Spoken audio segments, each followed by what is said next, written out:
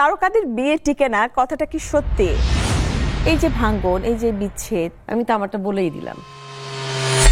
তো এটা কিভাবে উত্তরটা আমি তোমাকে কোশ্চেন অ্যান্সার দিব যে হয়তো এখন চাঁদনির সাথে কারো প্রেম হয় নাই, বিডিআর সবাই জানে। বিয়েটা কেমন করে হলো? সেটা কি বিয়েটা পছন্দের বিয়ে? না, বিয়েটা পছন্দেরও বলা যাবে না। আমি সিরিয়াস উঠে চলে যাবো এখন। আপু মনে আছে লাস্ট কবে ব্যাগ ট্যাগ গুছিয়ে একেবারে শুটিং এ যাওয়া হয়েছিল? আমার যতটুকু মনে পড়ে, আমি একটা কাজ করেছিলাম ঢাকার বাইরে। আচ্ছা, একটা পোলিও টিকার উপর একটা কাজ ছিল, মানে বাচ্চাদের উপরে, সেখানে গিয়েছিলাম। কত বছর আগে হবে সেটা? 1 বছর আগে, খুব যে আগে তা না। আচ্ছা, 1 বছরের ভিতরে হবে। অনেক গল্প শোনার আছে আপু তোমার কাছ থেকে, অনেক কিছু জানবো। তার আগে আমরা অনুষ্ঠানটা শুরু করি। কথা হচ্ছিল আমাদের সবার প্রিয় অভিনেত্রী, নৃত্যশিল্পী এবং নৃত্য প্রশিক্ষক মেহবুবা মাহানুর চাঁদনি আপুর সাথে। চাঁদনি আপুর সাথে আজকে আমরা আরো অনেক গল্প করব, কথা বলবো। পুরো সময় জুড়ে আপনাদের সঙ্গে আছে আমি শারমিন দীপ্তি। আপনাদের সবাইকে স্বাগত কাট অন কাট অনুষ্ঠানে। চাঁদনি আপু, অনেকদিন পরে তোমার সাথে দেখা হয়ে আমি সবার আগে যেটা বলবো, আমার খুবই ভালো লাগছে। অনেক বছর পর তোমার সাথে আমার দেখা হলো এবং একটা শো করা হচ্ছে আজকে আমাদের শো এর নাম হচ্ছে কাট অন কাট। একটা ছোট ফর্মালিটিস আছে, খুবই ছোট, ভয় পাওয়ার কোনো কারণ নেই। সেটা হচ্ছে এখানে আছে কাট আর ওখানে আছে আনকাট। কাট থেকে তুমি যে খামগুলো পিক করবে, খামের ভিতরে যে প্রশ্নগুলো থাকবে, যে প্রশ্নের উত্তরগুলো তুমি দিবে, সেগুলো আমরা একটু এডিট করতে পারবো। কিন্তু তুমি যদি আনকাট থেকে কোনো প্রশ্ন পিক করো, কোনো খাম পিক করো, সেগুলো কিন্তু এডিট হবে না। তাহলে তো আমি আনকাট তুলবই না। না না না, অবশ্যই তুলতে হবে। প্রথমে আমরা কোত্থেকে প্রশ্ন তুলবো? টস করি। সেটা হ্যাঁ করো, সেটা কি? যে কোনো একটা। আচ্ছা, আদর্শ কাট, প্রমিস কাট। আচ্ছা, ভয় পেও না। যেহেতু শুরুটাই করলাম, শুরুটা আমরা 1 নম্বর প্রশ্ন দিয়ে শুরু করি। কাজ করতে গিয়ে কারোর প্রেমে পড়েছেন কি? আপনার সেরা রোমান্টিক মুহূর্ত কবে, কার সাথে কেটেছিল? এই প্রশ্নের উত্তর কিন্তু তোমাকে দিতেই হবে। আর কিন্তু তুমি বলেছো আমি কিন্তু কাট তুলেছি, সো কাটতে পারা যেতে পারে। আচ্ছা, যাই হোক, সমস্যা নেই। সবচেয়ে বড় বিষয়, মজার বিষয় যে আমরা যখন কাজ করতাম না, তো তখন না আমাদের রিলেশনটা, মানে আমরা তো মেল ফিমেল একসাথে কাজ করি, তো মেলের সাথে যেটা হয় যে দিনার ভাই বলো, সজল বলো, যাদের সাথে আমরা কাজ করতাম না কেন, একটা খুব ভালো বন্ডিং, একটা আন্ডারস্ট্যান্ডিং হয়ে যেত। যার জন্য না কখনো মনে হয় না যে একটু প্রেম করি, ভালোবাসা হোক।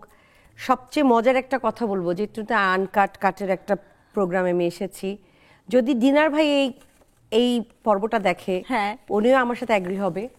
তো যখন এই দিনার ভাইয়ের সাথে দেখা হলো, বলে এই আমার বিয়ে হয়ে যাওয়ার পরে, যে এই তুই কি আমাদের ভিতরে কাউকে খুঁজে পেলি না বিয়ে করার মতো, প্রেম করার মতো ছিল সে সময় একেবারে। তারপরে তো টিউবলাইটের মতো আমার মাথা জ্বলে, আচ্ছা ঠিকই তো। কিন্তু দিনা ভাইকে বলছি, শামসু ভাইকে বলছি, মানে শামসুমন ভাই, আমরা একসাথে কাজ করতাম, বললাম যে তোমাদেরকে তো ভাই ভাই লাগে, এখন কিভাবে তোমাদের সাথে প্রেম করব? তো আসলে কিন্তু এই জায়গা থেকে আমার খুব ব্যাড লাগে, আমি একটাও প্রেম করতে পারিনি। কাজ করতে গিয়ে কিংবা কাজের ক্ষেত্রে তোমার সাথে তোমার প্রেম হয়েছে কিনা? না, আমার প্রেম হয়নি। আমার ভালো লাগা থাকতেই পারে, কিন্তু সেটা বলবো না নাম। কিন্তু কথা হচ্ছে যে প্রেম হয়নি। নরমালি ওটাও ঠিক আছে, হয়তো যখনই তুমি প্রেমে পড়েছিল এমন কোনো হয়েছিল যে কোনো দ্বন্দ্বে তুমি জড়িয়েছো কিংবা আজকে না? আমার আল্লাহর রহমতে না, আমার রিপুটেশন অনেক ভালো ছিল সবসময়, যে না চাঁদনির সাথে কারো প্রেম হয় নাই, বিডিআর সবাই জানে। বিয়েটা কেমন করে হলো? সেটা কি বিয়েটা পছন্দের বিয়ে? না, বিয়েটা পছন্দেরও বলা যাবে না, কারণ তখন আমি মাস্টার্স কমপ্লিট করেছি। তো মাস্টার্স কমপ্লিট করার পরে যেটা হয়েছে যে আমার বাবা তখন বেঁচে ছিলেন, আমার জন্য পাত্র দেখছিলেন। তো সেই মুহূর্তে যেটা হয় যে প্রপোজালে বিয়েটা হয়। আমি বলেছি আমার বাবা মাকে যদি কেউ কনভিন্স করতে পারে তাহলে আমি তাকে বিয়ে করব, সে কনভার্ট হোক আর না হোক। বাট এটা হচ্ছে কনভিন্স করার উপরে। তো আবার বাবা মাকে কনভিন্স করার পর দেন বিয়েটা হয়। একটু আসলে আমার জানতে ইচ্ছে করছে, যদি তুমি অনুমতি দাও আসলে, আর কি তোমাদের মধ্যে তো একটা ভালো লাগা কাজ করেছিল, তখন তোমরা ডিসিশন দিলে না জিনিসটা আমাদের বাবা মা, আমার বাবা মা না, নিজেদের ভালো লাগা না থাকলে আমি কিন্তু বাবা মার পর্যায়ে যেত না। না না, আমার কথা তখন আমার বাবা মাকে বিয়ে দিবে, মাস্টার্স কমপ্লিট। সো ওইখান থেকেই আমাকে দেখে যে যখন সিঙ্গেল, আমার কেউ নেই, প্রপোজাল করেছে যখন, দেন আমি বললাম যে আমার বাবা মাকে যদি কনভিন্স করতে পারে তাহলে হবে, নাহলে না। প্রথম কোন কাজে আসলে পরিচয়টা হলো? আমি আসলে তুমি বুঝতে পারছো যে আসলে আমি এগুলো নিয়ে আলোচনা করতে চাই না, একদমই না। যেটা পাস্ট সেটা আমি ঘাটতে চাই না। আচ্ছা, না তুমি যদি না বলতে চাও না, আমি আমি অবশ্যই চাই না, তোমাকে একদমই ফোর্স করতে চাই চাই না। তাহলে একদমই আমরা চাই পরবর্তী না। কোশ্চেনে Please. চলে যাই। আপনি কখনো কোনো বিষয়ে অনুতপ্ত হন? আমি হ্যাঁ হব না কেন? যেমন মনে করো যে আমার ইন্টারমিডিয়েট পড়ার পরে আমার ইচ্ছে ছিল যে আমার ইন্ডিয়ায় যে নাচের উপরে কোর্স করার। আচ্ছা, সো ওটা যদি আমি ভালোভাবে করতে পারতাম তাহলে হয়তো আমি এখন আরেকটু ভালো ফর্মে থাকতে পারতাম, মানে অ্যাজ এ টিচার। আমরা তো চাই, অনেকেই চায় যে না বাইরে থেকে পড়ে এসছে, প্রাতিষ্ঠানিক একটা ভালো হ্যাঁ, আর শিক্ষা সেই দরকার। সময়টা আমাদের সময়টাতে কিন্তু এখন যে পরিমাণের হ্যাঁ, ওই একাডেমিক সুযোগটা ছিল না ব্যাকগ্রাউন্ড তখন। আছে হ্যাঁ, এখন তো বাংলাদেশে, বিশ্ববিদ্যালয়ে দেখা গেছে নাচের উপর সেটা অনার্স ছিল না, মাস্টার্স হচ্ছে, সেটা গানের উপর ছিলই না। হচ্ছে। তখন ঢাকা ইউনিভার্সিটিতেও খোলেনি নৃত্যকলা। তো এই জায়গাটাই আমার কাছে এখন অনুতপ্ত হই আমি এখান থেকে। আচ্ছা, জীবনের কঠিন সময় মোকাবেলা করেছেন কিভাবে? হয় না অনেক অনেক কঠিন থাকে। সময় যায়। বাবা মারা যাওয়ার পরে সবচেয়ে বড় আমার কঠিন সময় ছিল সেই মুহূর্তে, কারণ আমার পাশে দাঁড়ানোর মতো কেউই ছিল না। তো ওই সময়টা আসলে অনেক কষ্টদায়ক ছিল। সো ওই সময় ফ্যামিলি আমাকে বেশি টাইম দিয়েছে। আর সবচেয়ে আফসোসের বিষয়, মিডিয়া আমাকে কোনো টাইম দেয়নি সেই মুহূর্তে। কিন্তু তোমরা যে সময়টা পার করে এসেছো তোমাদের মধ্যে কিন্তু বন্ডিংটা অনেক ভালো ছিল। তোমার কো-আর্টিস্টরাও কিন্তু হ্যাঁ ছিল, কোনো অভিনয় শিল্পী কিংবা বন্ধু বান্ধব না সেইভাবে কারো আমি হেল্প পাইনি, not a single one. But আমার ফ্যামিলি থেকে আমি অনেক বড় হেল্প পেয়েছি সেই মুহূর্তে যখন আমার বাবা মারা যান। তারপরে ফ্যামিলিতে আর কে কে আছে? আমার ফ্যামিলিতে মাশাআল্লাহ আমরা তিন ভাই, আমার আরেক বোন আছে। তো আমরা সবাই একান্নবর্তী ফ্যামিলির মতোই থাকি। তো এই জায়গা থেকে আমার পরিবার আমাকে অনেক বড় সাপোর্ট দেয়, এটা অনেক বড় বিষয়। সবচেয়ে বড় আমাকে কেন মোকাবেলা করতে হয়েছে, কারণ আমার মা বাবা ছিল জোড়া কবুতরের মতো, মানে আমাদের ফ্যামিলির সবাই না, মানে যেই দেখে না কেন মাশাআল্লাহ আলহামদুলিল্লাহ নজর না লাগে, আমার ফ্যামিলির সবার ভিতরে না একটা ভালো বন্ডিংস আছে। তো আব্বু চলে যাওয়ার পরে, মারা যাওয়ার পরে আম্মু অনেক ডিপ্রেশনে চলে যায়। তো আর আমার আব্বুর মৃত্যুটা আসলে আমরা কেউই মানতে পারিনি, কারণ আমার ডিভোর্সের পরেই 3 মাসের মধ্যে আমার বাবা নিতে পারেননি, তো উনি মারা গিয়েছেন। তো সেটা আমার জন্য অনেক বড় দুঃখের ছিল। তো ওই জায়গা থেকে আম্মুকে আমার সামলানোটা অনেক বেশি, টাইম দেওয়া, ফ্যামিলিকে টাইম দেওয়া, ফ্যামিলি আমাকে টাইম দেওয়া, এটা অনেক জরুরি ছিল সেই মুহূর্তে।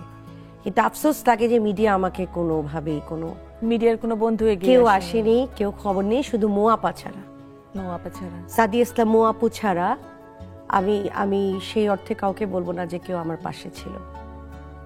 এই জন্য আমার মনে হয়, আমার তোমাকে দেখে যেটা আমি আজকে বলবোই যে অনেক দেখা যায় যে এখন তো আমরা সোশ্যাল মিডিয়ার যুগে আমরা দেখা যায় যে বিভিন্ন ছবি দেখি যে শিল্পীদের একটা কমিউনিটি থাকে, তারা এখানে যাচ্ছে ওখানে যাচ্ছে, গেট টুগেদার করছে।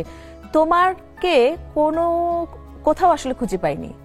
এই কোশ্চেনটা আসলে কাকে করব, আমি কাকে করব, এটা হচ্ছে বড় বিষয়। কারণ এই জায়গাগুলো অনেক কষ্টদায়ক ছিল একটা টাইমে, বাট আমার এখন আর কষ্ট লাগে না। আউট অফ সাইড হয়তো আউট অফ মাইন্ড, এটাই মানুষ মনে করে। কিন্তু সবচেয়ে মজা লাগে, হাসিও লাগে, কষ্টও লাগে যখন কখনো কোনো পার্টিতে যাই বা কারোর সাথে দেখা হয়, মেয়েটা অনেক ভালো অভিনেত্রী, ইস আমি তোমার ফ্যান, তুই অভিনয় করিস না কেন? আমি না তখন তাকিয়ে হাসি মনে মনে যে, তো যখন আমার সিচুয়েশনটা অনেক খারাপ ছিল, আমার কাজ ছিল না, আমার বাবা মারা গিয়েছে, তখন তো আমি অনেকের কাছে গিয়েছি, এমন না যে যাইনি। তখন তো কেউ আমাকে কাজে নেয়নি। সো কি বলবো সেই মুহূর্তে। তো এখন হঠাৎ করে দেখা হলে, আরে তুই ভালো আছিস, দেখে খুব ভালো লাগে, আরে তুই কাজ করিস না কেন, আরে কি ব্যাপার, তুই জানিস তুই আমার সবচেয়ে প্রিয় অভিনেত্রী, তো তুই কাজ করিস না। তো এরকম শুনি, এটা এখন কে কোন দিক দিয়ে বলে, মন থেকে বলে না দেখা হলে বলে, এটাই আসলে বুঝি না। তো এটা কিভাবে উত্তরটা আমি তোমাকে কোশ্চেন অ্যান্সার দিব, যে হয়তো এখন গ্যাপটা একটা বড় বিষয় আমার জায়গা থেকে। আরেকটা বড় বিষয় হচ্ছে সবাই একটা ঘরানা তৈরি করে ফেলেছে। হ্যাঁ, এটা একটা বিভিন্ন জায়গার বিভিন্ন ইন্ডিভিজুয়াল হয়তো ঘরানার কারণে আমাকে হয়তো ইনভাইট করে না, কারণ হয়তো তারা মনে করে যে এই ঘরানার আমি না, ওই ঘরানার আমি না। সো আমার এগুলো নিয়ে কোনো আফসোস নেই। যদি কেউ কোনো ডিরেক্টর প্রোডিউসার এখনো বলে যে না চাঁদনিকে নিয়ে কাজ করতে চাই, আমি অবশ্যই কাজ করব। আপু আমি এখানে একটু বলতে চাই যে একটা সময় তুমি খুব জনপ্রিয় ছিলে এবং জাতীয় চলচ্চিত্র পুরস্কার পেয়েছো তুমি 2 বার। জি হ্যাঁ হ্যাঁ, তখন একটা তোমাদের আর কি তোমাদের সময়ই যাচ্ছিল, সেই সময় তুমি একটু বিরতি নিয়েছিলে। না, এটা পুরোটাই ভুল। আমার 2002 থেকেই কিন্তু গ্রিন কার্ড ছিল, আমেরিকান গ্রিন কার্ড। আমি আসা যাওয়া করতাম, আমি কখনো থাকতাম না, কারণ আমার মাস্টার্স এখানে ঢাকা সিটি কলেজ থেকে অনার্স, আর আমি ন্যাশনাল ইউনিভার্সিটির আন্ডারে আমি মাস্টার্স কমপ্লিট করেছি। তা আমাকে আসা যাওয়া করতে হতো। তো যে সময় আমার পিক টাইম ছিল সাডেন, তখনই আমার বিয়েটা হয়ে যায় 2008-এর দিকে। তো আমার ফ্যামিলির বা আমরা যেটা চাই, আমরা খুব সাংসারিক, তো মানে আমরা একটু সংসারটাকে প্রাধান্য দিই বেশি। তো সেই সংসারের কারণে করতে চাওয়া থেকেই আমি নিজে থেকেই গ্যাপ নিই কাজের, মানে সংসারটা ঠিকভাবে করার জন্য আমি গ্যাপটা নেই। ওই গ্যাপটা নিতে নিতে নিতে নিতে অনেক দূর চলে যায়, কিন্তু যেটা হওয়ার ছিল সেটা হয়নি। এটা হয়নি, যেটা হয়নি আর কিছু তো করার নেই। তো এরপরেই যেটা হলো অনেক গ্যাপের পর, বাট যেটা আমি করেছি, আমি নাচটা মিস দিইনি। নাচটা আমি করতাম, কারণ নাচের বিভিন্ন শোতে নাচের টাইমটা কম লাগে আমাদের। দেখা যায় যে বিকালবেলা রিহার্সাল করে 3-4 দিন রিহার্সাল করলাম, পরে আমরা শো করে ফেললাম, বা 4-5 দিনে আমরা রিহার্সাল করলাম, 2 দিনের জন্য আমার দেশের বাইরে শোতে চলে গেলাম। তো নাচটা আমার টোটালি করা হয়েছিল।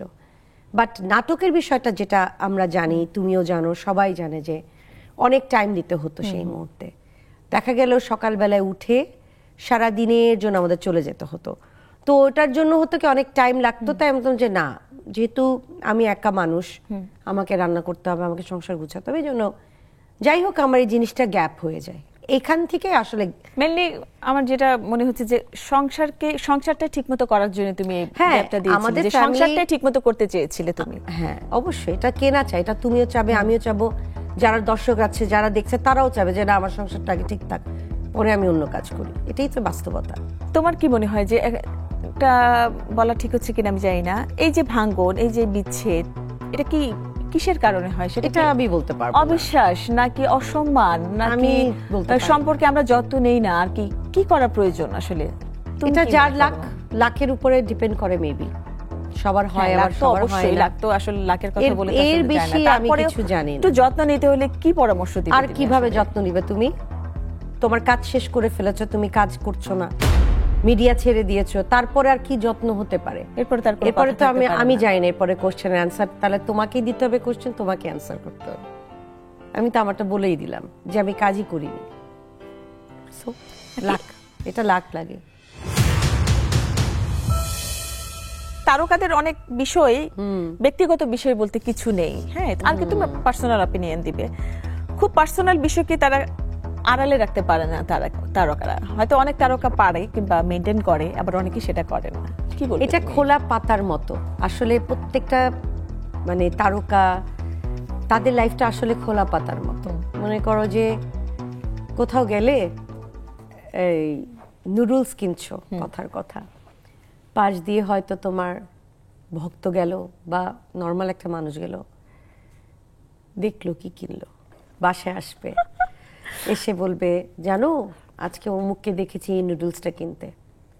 মানে বিষয়টা এমন হয়ে যায় যে তারকার তো আইডল আপা। হ্যাঁ, এখন তুমি ওই যা জিনিসটাই তারকারা যা করে, যা পড়ে, যা খায়, তো সেটা সবাই করতে চায়। ওটাই মানুষ দেখে, ওটা নিয়ে আলোচনা করে, ওটা নিয়ে কথা বলে। তো ওইটার পরিপ্রেক্ষিতে হয়তো অন্য একজন বলল এই নুডলসটা তো ভালো না, এটা কেন কিনলো? তারপরে আরেকজন হয়তো ফ্যামিলি মেম্বার বলল যে না না, এই নুডলসটার না অনেক ফ্লেভার আছে, তুমি দেখছো কোন ফ্লেভার কিনতে থাকে? তো আমার তো মনে নেই, আমি তো ওনার দিকে তাকাইছিলাম, কোন ফ্লেভার কিনলো কি দেখলাম। তো বিষয়টা এরকমই থাকে যে তারকারা কোথাও গেলে কোনো কিছু করলে ওটা নিয়ে অনেক বেশি আলোচনা হয় বা সমালোচনা হয়, এইটাই স্বাভাবিক। আর একটা কথা সবার মনে রাখতে হবে, আজকে এই আলোচনা সমালোচনার জন্যই কিন্তু আমরা এখানে, কারণ দর্শকরা আমাদেরকে ভালোবাসে। দর্শকরা যদি আমাদেরকে ভালো না বাসতো, আজকে আমরা কেউ তারকা হতে পারতাম না। পরবর্তী কোশ্চেনে চলে যাই। আচ্ছা বল। এইটা তো আমি মার খাবো, আমাকে মারবে না, আমি সিরিয়াস উঠে চলে যাবো এখন। একদম উঠো না। তারকাদের বিয়ে টিকে না, কথাটা কি সত্যি? আপনার কি মূল্যায়ন? আপনি কি বলবেন? No comment. ওকে। 5 বছরের জন্য দেশ পরিচালনার দায়িত্ব পেলে কোন কোন বিষয়গুলোকে পরিবর্তন করতে চাইবেন কিংবা কোন কোন বিষয়গুলোকে নিয়ে কাজ করতে চাইবেন? আর কি তুমি তোমার জায়গা থেকে বলো, তুমি 2বার জাতীয় চলচ্চিত্র পুরস্কার পেয়েছো, তুমি কি সংস্কৃতি অঙ্গনে পরিবর্তন নিয়ে আসবে? আমি পুরো বাংলাদেশকেই চাবো পরিবর্তন করতে যতটুকু করা যায়। কি কি বিষয়ে তুমি একটু? আমি অবশ্যই চাবো বৃদ্ধদের জন্য একটা জায়গা করতে, এতিমদের জন্য একটা জায়গা করতে, এবং ফ্যাসিলিটিস দিব হচ্ছে থার্ড জেন্ডার যারা আছে, যারা কাজকর্ম পাচ্ছে না, তাদেরকে একটা জায়গা সরকারিভাবে যেন ওরা একটা কোনো জায়গায় কাজ করে। আর যেটা বলবো যে একটা যারা গরিব, মানে খুবই গরিব, তাদের জন্য একটা জায়গা করতে, যে তারা মনে করে একটা জোনে থাকবে, যে জোনটাতে থেকে ওদের বের হওয়ার দরকার নেই, ওই জন্য ওরা জিনিসটা তৈরি করবে, ওরা ওখান থেকে তৈরি করবে, ওটাই খাবে, ওটা দিয়ে জীবনকে চালাবে আর কি, সামনে নিয়ে যাবে। এইবার বলবো আমি সংস্কৃতি অঙ্গনে নাচটাকে নিয়ে আগে অনেক বেশি করতে হবে, কারণ বাংলাদেশের আনাচে কানাচে অনেক নৃত্যশিল্পী আছে। রিসেন্টলি উপদেষ্টা হয়েছেন সরোয়ার ফারুকী ভাই, তো কেমন দেখেন আসলে আর যারা যারা ছিলেন কিংবা এখন আছেন তারা কেমন চেঞ্জ নিয়ে আসছে কিংবা আদৌ পারবে কিনা? তো আমি অনেক আগে কাজ করেছি, ওনার প্রথম কাজ চোর চোর যেটা, সেটাতে আমি ছিলাম, ওনার টেলিফিল্ম ছিল, আমি আর আফজান আঙ্কেল ছিলাম, ভালোই ছিল কাজটা। তারপরে ওনার সাথে খুব যে একটা কাজ হয়েছে তা না, বাট উনি কাজ করতে চায়, ভালো কাজ করতে চায়, এটা বরাবরই ওনার ভিতরে প্রেরণা ছিল। তাই আমি আশা করি যেহেতু উনি উপদেষ্টা হয়েছে, ওনার প্রতি অবশ্যই সম্মান আমি দিব এবং চাই যে উনি অনেক ভালো ভালো কাজ করুক, এবং যাদেরকে নিয়ে মানুষ কাজ করছে না, উপদেষ্টা উনি তো হয়েছেনই, যেমন আমার মতো অনেকেই আছে অভিমান করে দেশের বাইরে চলে গিয়েছে, তাদেরকে একত্রে করে যারা আসলে কাজ করতে ইচ্ছুক তাদেরকে নিয়ে কাজ করা ওনার উচিত।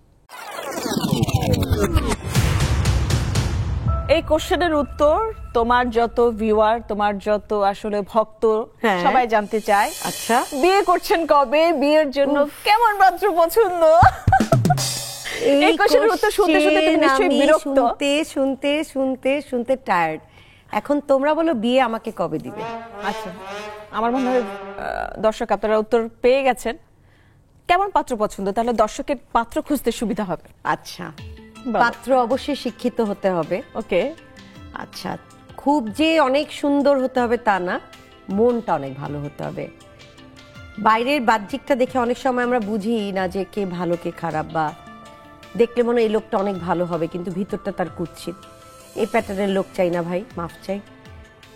সে দেখতে যেমনই হোক না কেন তার মনটা আসলেই ভালো হতে হবে, এবং আমি চাই সবাইকে হেল্প করবে, উদার থাকবে, মানে কেউ কোনো বিপদে। সংস্কৃতি অঙ্গনের কেউ থাকতে হবে, যে কোনো সেক্টরে, আমার কোনো